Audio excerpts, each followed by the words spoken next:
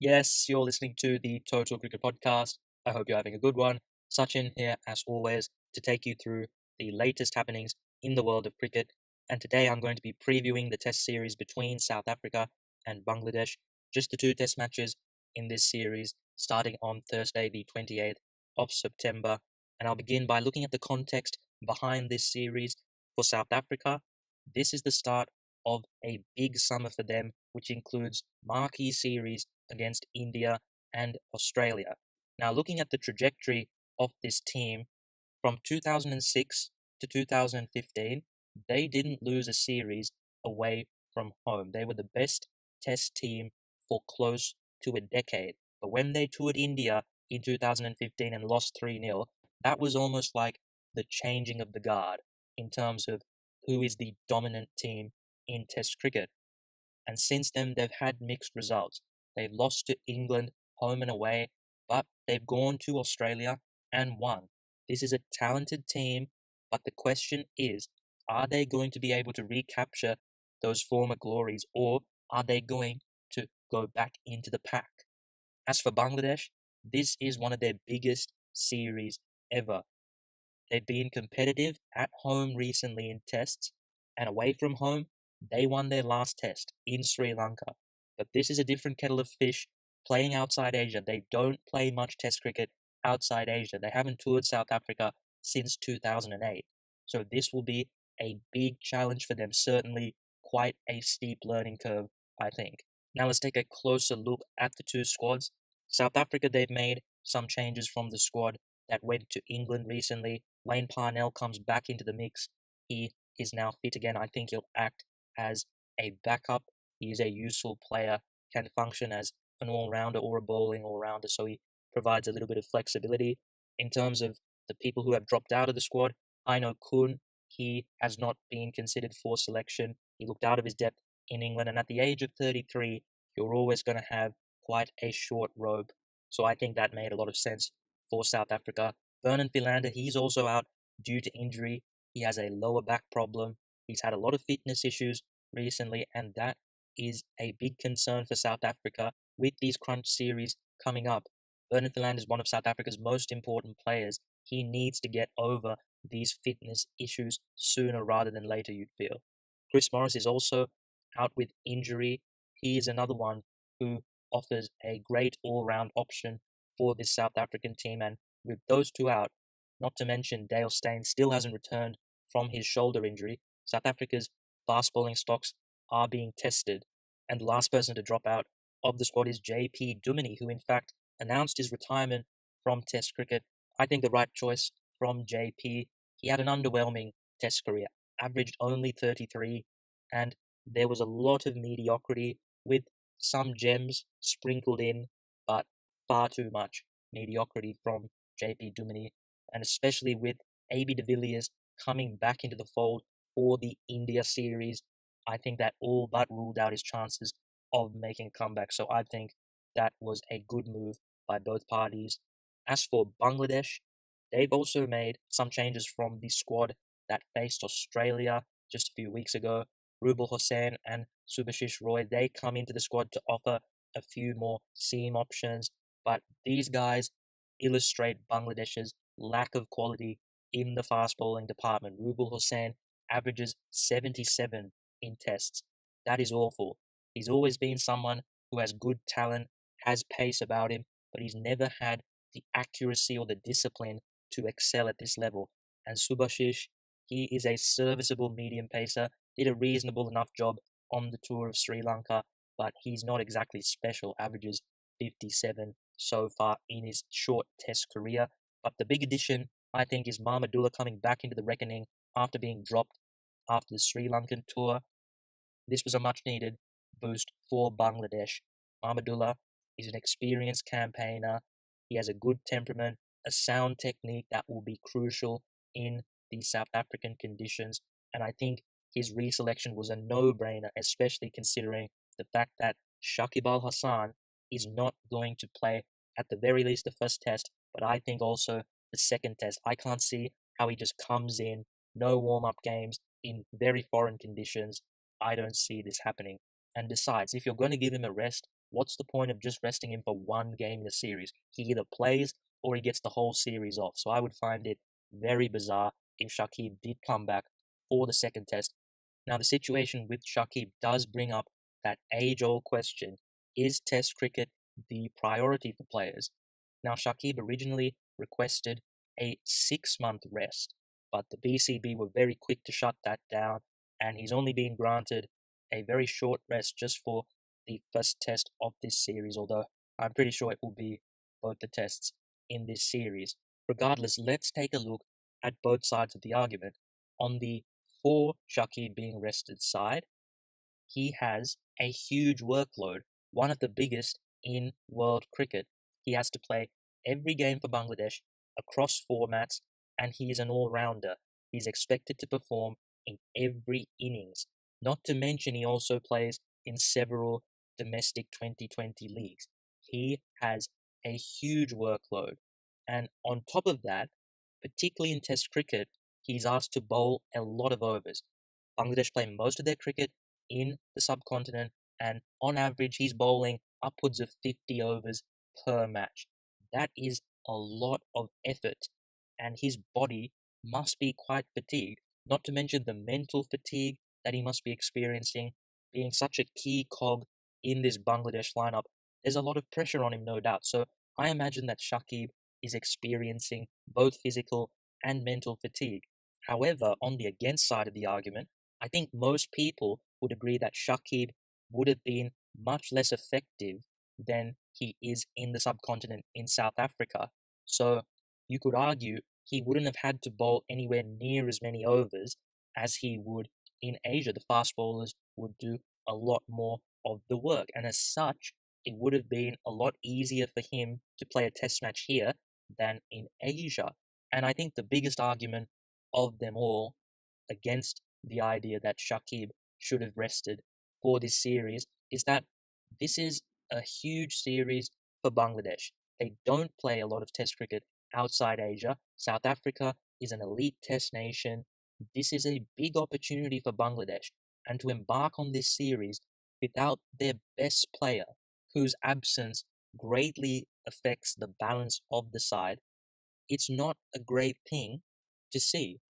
Shakib should be playing in this series, but he's not, and him not being there dents Bangladesh's chances of getting anything out of the series significantly. Now, I understand the workload argument, but I also think that Test cricket is the pinnacle of the game, and your best players should be playing in all Test matches which they are fit in. So, what I would like to see, a way that we could perhaps get a compromise, is for there to be less international cricket scheduled, particularly meaningless bilateral ODI and 2020 international series. Those need to be cut down completely. That would mean that schedules are a lot friendlier for players. They have more rest between games, they play less matches in general, and so hopefully they would have a workload that allows them to be able to play all test matches for their country and still play in the franchise 2020 tournaments around the world. You get the best of both worlds. That would be my solution. Now, that's a summarized version of it. I'm sure I'll go into more depth about this topic in a future podcast, but that's ultimately what needs to happen in international cricket. Reduce the number of games. Those games that we do have, make them highly contextualized, and then you're less likely to see players resting because they're able to manage the workload and still get the best of both worlds: the pride of playing Test cricket for your country and the monetary value of playing in the domestic 2020 leagues. To summarize, I am disappointed that Shakib is not going to be on this tour. Huge loss for Bangladesh. The other person to miss out is Nasir Hussain. He struggled against Australia. He's not a strong enough bowling option, and he's no more than a 7 if you're lucky. Could argue he's an 8 as a batsman. So I think he's a little bit too much of a bits and pieces player, particularly in South Africa, where his spin would be pretty much ineffective. I don't think he has the technique either to withstand high quality fast bowling. Now let's take a closer look at some of the issues that both these teams are dealing with at the moment. For Bangladesh, I said it when I was discussing the Bangladesh-Australia Test Series, that batting lineup is a mess at the moment. Imrul Kayes is an opener, not a number three. Shumya Sharka, he's not an opener, he's a middle order batsman. Mominul Haq should be batting at number three. Mushfiqur is their best Test batsman at the moment. He needs to be batting higher up the order. There's a lot of issues in terms of who's coming in where. A lot of talented batsmen there, but I don't think Bangladesh are utilizing them as optimally as they would like. But something interesting did happen in the warm up game that might change this for Bangladesh. Shumya Sharka, he picked up a shoulder injury and he is a major doubt to play this game. Now, obviously, Shumya is a good batsman and it would be disappointing if he wasn't fit, but there may be a silver lining to this because it would allow a lot of players to come back into their rightful positions. It's incredible what one guy coming out of the team can do to the team balance. Just look at the effect that Shakib has on this team. If Shumya's out, Imrul Kayes would open the batting with Tamim Iqbal. Those two were so successful opening the batting before Imrul got injured in New Zealand. I think bringing that opening partnership back together would be a big plus for Bangladesh. Then, naturally, Mominul can slide up to number three. He's their long-term number three. It's as simple as that. Now, with Shumya missing out and Shakib not being in the team, the backup batsman, Lytton Das, would get a look in. He's a keeper, and therefore he could keep wickets and allow Mushfiqur to play as a specialist batsman at number four, which is where I think he should be batting without the burden of the gloves. He should be able to bat higher up in the order. So I think in a way, Shumya's injury may be a blessing in disguise for this Bangladeshi batting lineup. Now, the other thing to look at is their fast bowling. They play most of their cricket in Asia, Bangladesh, and as such, their fast bowlers don't bowl a lot of overs. They often play three spinners, one fast bowler at home. So their fast bowlers are going to have to step up big time with limited bowling under their belt in Test cricket. You're going to look to guys like Taskin Ahmed, like Shafayul Islam to help Mustafizur Rahman to bowl, but it's going to be a very difficult task for these guys who simply don't have any experience in these types of conditions, although Tuskin did play in New Zealand, but even South Africa compared to New Zealand is a little bit different. And these guys have been bowling on unresponsive surfaces for most of their life. You have to bowl a little bit differently on more seamer-friendly conditions. You can bowl it a little bit fuller, and you don't have to use as many change-ups. Just let the conditions play to your favor. You don't have to bowl a lot of cutters, cross seam. Just present that seam and let the ball do the talking. So it's a different style of bowling in these conditions, and hence it will be difficult for the Bangladeshis, I think, to adapt given the limited experience they have. South Africa, they've got similar issues. That batting lineup has been very mediocre for a while now. They haven't been able to replace two greats of the game, Graham Smith and Jacques Kallis, even remotely. And with AB de Villiers AWOL for the last 18 months, their batting has been severely depleted, but there is hope. Dean Elgar has been very good this year for them, and Aidan Markram is going to make his Test debut at the top of the order.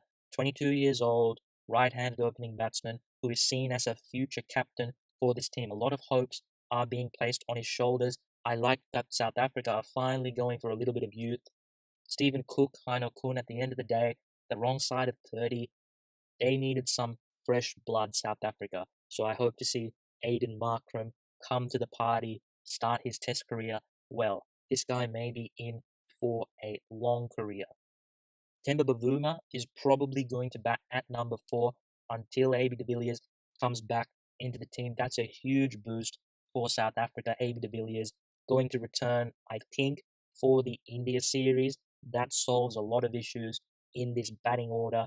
Quinton de Kock, South Africa flirted with the idea of making him the number 4 in England, but I think he'll drop back down to number 6. I think he's better down the order.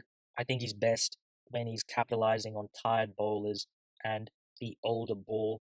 And again, they're bowling no Stain, no Philander, no Morris. So it's going to be up to Rabada, Morkel, and Dwan Olafia to carry the load. Such is their depth that they still are able to put up a very, good fast bowling unit, South Africa, but certainly any more injuries and things would really start to get hairy for them. But finally, I'll give you my two proposed 11s for this game for South Africa. I think we're going to see Dean Elgar open the batting with Aiden Markram, Hashim Amla at 3, 4 Temba Bavuma, 5 Faf du Plessis, 6 Quinton de Kock, 7 is going to be a toss-up between Dennis de Bruin and Andile Petlekwayo. Could make his debut. I think that the quota targets that South Africa need to make will play a part. So I wouldn't be surprised if Petlekwayo makes his debut. He is a good all-round talent for South Africa, and I think with the bowling stocks as they are, they might want a little bit of a security blanket in that department. Number 8, Keshab Maharaj, Kahiso Rabada, Dwan Olafia, and Morne Morkel.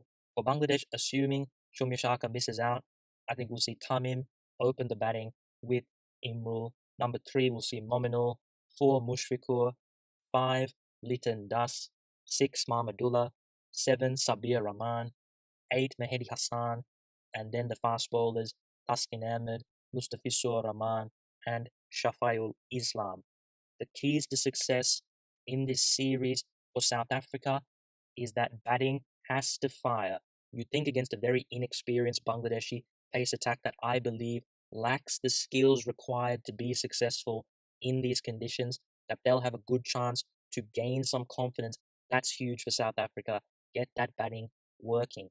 Get big runs, 400 plus. As for the bowling, the main thing I think is going to be that their bowlers stay fit, that they share the workload nicely. That's going to be key. South Africa can't afford any more injuries this summer. As for Bangladesh, their batting is going to have to stand up for them big time. That fast bowling unit, as I said, I think lacks experience and skill in these conditions. We know Mustafizur is a very skillful bowler, but is he a guy who's going to be able to get seam and swing movement with the new ball? We know he can be devastating with the older ball, but this is a different kettle of fish. And as such, I think that the Bangladeshi batsmen, if Bangladesh are going to be competitive in this series, they're going to have to make a lot of runs, because I think South Africa are going to be making a lot of runs. Big pressure now on Tamim Iqbal and Mushfiqur Rahim with Shakib out. Those two senior players, they're going to have to carry the load for this team, but also some of the other players. They've all played a good amount of Test cricket. They need to stand up. Mahmudullah coming back into the fray.